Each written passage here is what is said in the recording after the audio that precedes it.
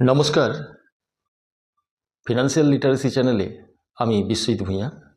আজকে আমরা সরকার প্রবর্তিত কিছু গ্যারেন্টেড সেভিংস স্কিম সম্বন্ধে আলোচনা করব। তো আসুন সরাসরি বিষয়ের মধ্যে চলে যাওয়া যাক। দেখুন, মার্কেট খুব আপ ডাউন করে, তাই আপনার কষ্টার্জিত টাকা কোথায় সেভ রাখবেন ভাবছেন। ভারত সরকার সাধারণ জনগণের সঞ্চয়কে নিরাপদ এবং লাভজনক করে তোলার জন্য কিছু সেভিং স্কিম চালু রেখেছে। এই প্রকল্পগুলিতে সরকার নির্ধারিত হারে সুদ, ট্যাক্স ফ্রি রিটার্ন এবং নির্দিষ্ট সময়ের পরে গ্যারেন্টেড রিটার্ন পাওয়া যায়। এরকম কিছু জনপ্রিয় সরকারি সঞ্চয় প্রকল্পের মধ্যে অন্যতম পিপিএফ অর্থাৎ পাবলিক প্রভিডেন্ট ফান্ড। এটি একটি দীর্ঘমেয়াদী সঞ্চয় প্রকল্প। 15 বছরের ম্যাচুরিটি পিরিয়ড, ট্যাক্স ফ্রি রিটার্নের সুবিধা, স্থিতিশীল এবং নিরাপদ ইনভেস্টমেন্ট অপশন। বর্তমানে পিপিএফে সুদের হার 7.1%। কারা এই প্রকল্পে অংশগ্রহণ করতে পারেন? এই প্রকল্পটি যে কোনো ভারতীয় নাগরিক এবং নাবালক নাবালিকার হয়ে তার গার্জিয়ান এই প্রকল্পর অন্তর্ভুক্ত হতে পারেন। শুধুমাত্র একজন মানুষের জন্য একটি পিপিএফ অ্যাকাউন্ট খোলা যায়। এনআরআই অর্থাৎ নন রেসিডেন্ট ইন্ডিয়ানরা এই পিপিএফ অ্যাকাউন্ট খুলতে পারেন না। এখানে কন্ট্রিবিউশন কেমন? ন্যূনতম 500 থেকে বাৎসরিক 1.5 লক্ষ টাকা পর্যন্ত এই প্রকল্পে বিনিয়োগ করা যায়। এটি লামসাম অথবা 12টি ইনস্টলমেন্টে জমা করা যায়। এই প্রকল্পে 3rd ফিনান্সিয়াল ইয়ার থেকে 6th ফিনান্সিয়াল ইয়ার পর্যন্ত লোনের সুবিধা আছে। এই প্রকল্পে পার্সিয়াল অর্থাৎ আংশিক উইথড্রল, আংশিক উত্তোলনের সুবিধা আছে 7th ফিনান্সিয়াল ইয়ার থেকে।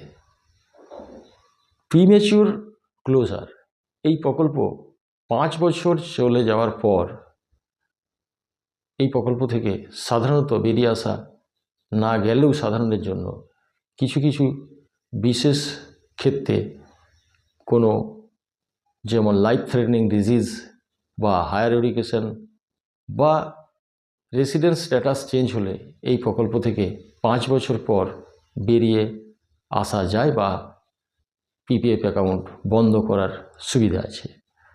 এক্সটেনশন করা যায়। এই প্রকল্প সর্বোচ্চ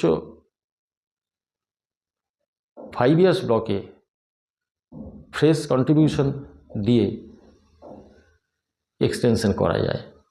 ট্যাক্স বেনিফিট, এটি একটি ইইই ক্যাটেগরির ইনভেস্টমেন্ট অর্থাৎ এক্সেম্পট এবং এক্সেম্পট। এর কন্ট্রিবিউশন অর্থাৎ ডিপোজিট 80C ধারা অনুযায়ী করমুক্ত। এর ইন্টারেস্ট যেটা অ্যাকুমুলেশন হবে সেটা ফ্রি ফ্রম ট্যাক্স এবং এর ম্যাচুরিটিও করমুক্ত। এই হলো আমাদের পিপিএফ অ্যাকাউন্ট। এবার আসুন দেখে নেওয়া যাক এই প্রকল্পে কত টাকা রাখলে কেমন তার ম্যাচুরিটি পাওয়া যায়। কোনো মানুষ যদি এই প্রকল্পে মান্থলি 5,000 অর্থাৎ বাৎসরিক 60,000 15 বছর ধরে রাখেন, অর্থাৎ 6×15 90 অর্থাৎ 9 লক্ষ টাকা মোট তার ইনভেস্টমেন্ট হয়, 15 বছর পরে তার রিটার্ন হবে আনুমানিক 16 লক্ষ টাকা।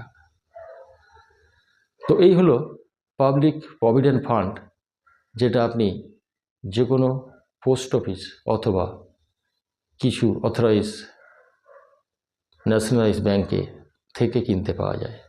এবার আমরা আসি এনএসসি অর্থাৎ ন্যাশনাল সেভিংস সার্টিফিকেট। এই এনএসসি 5 বছরের প্রকল্প এবং এটি 5 বছরই লক ইন পিরিয়ড।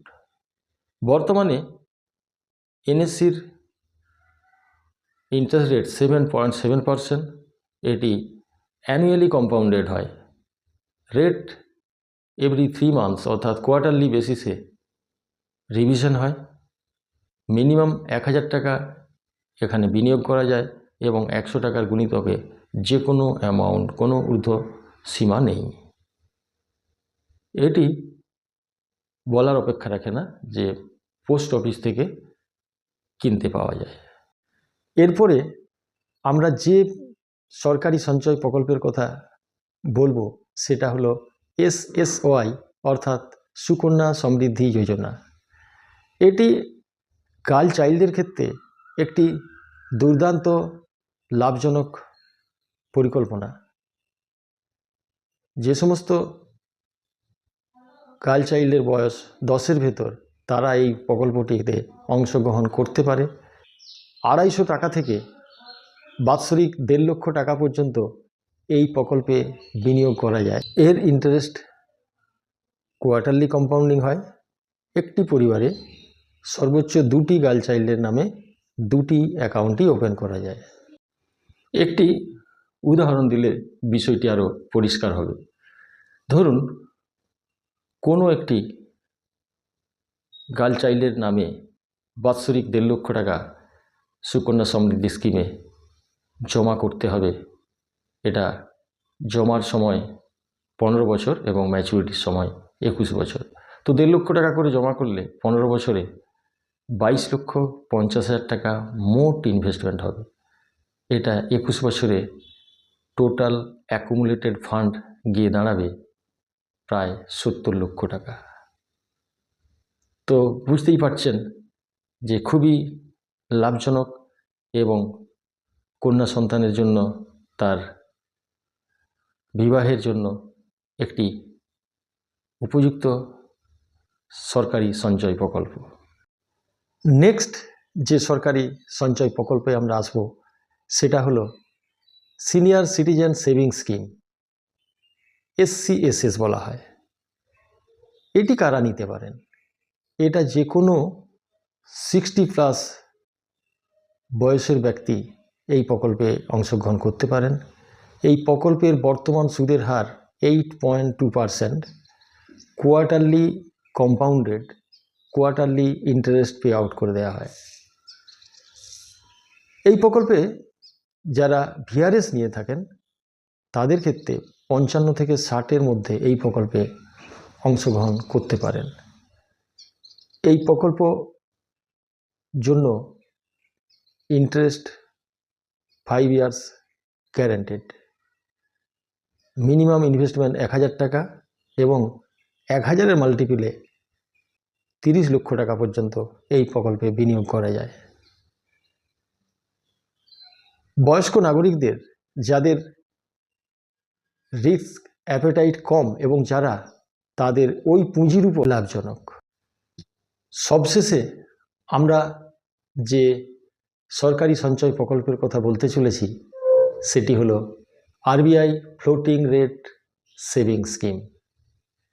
এটি highly secure, backed by reserve bank of India. Interest rate 8.05। এই ইন্টারেস্ট রেটটি NSCর ইন্টারেস্ট রেটের সঙ্গে টাইড আপ। NSCর ইন্টারেস্ট রেট যা হবে তার সাথে 0.35% যোগ করে এর ইন্টারেস্ট রেট ফিক্স করা হয়। বাৎসরিক 2 বার 1 জানুয়ারি এবং 1 জুলাই এর ইন্টারেস্ট রেট রিভিশন হয় এবং 2 বার এর ইন্টারেস্ট পে আউট হয়। এই ইনভেস্টমেন্টটি টেনার অর্থাৎ পিরিয়ড 7 ইয়ার্স। মিনিমাম 1000 টাকা ইনভেস্টমেন্ট থেকে শুরু করে কোনো আপার লিমিট নাই, যত খুশি একজন এই প্রকল্পে বিনিয়োগ করতে পারেন। রেসিডেন্ট ইন্ডিয়ান যারা ভারতীয় নাগরিক তারা যে কেউ এই প্রকল্পটি নিতে পারেন এবং এনআরআইরা এই প্রকল্পে যুক্ত হতে পারেন না।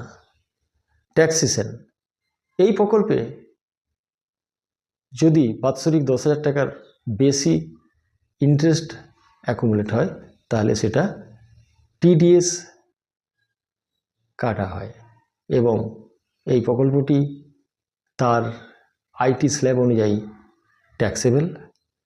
কোথায় কিনতে পাওয়া যায় এটি? কিছু অথরাইজড ন্যাশনালাইজ ব্যাংক এবং কিছু মেজর প্রাইভেট ব্যাংক থেকে এই reserve bank floating rate saving স্কিমটি কিনতে পাওয়া যায়, যেমন State Bank of India, HDFC bank, ICICI bank, Axis bank ইত্যাদি।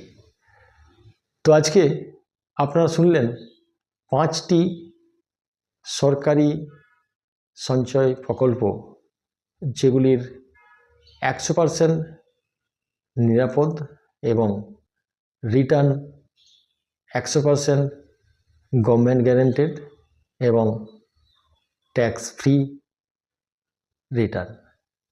তো এই ভিডিও যদি আপনার কাছে মনে হয় ইনফরমেটিভ তাহলে এই ফিনান্সিয়াল লিটারেসি চ্যানেলটিকে সাবস্ক্রাইব করুন এবং শেয়ার করুন।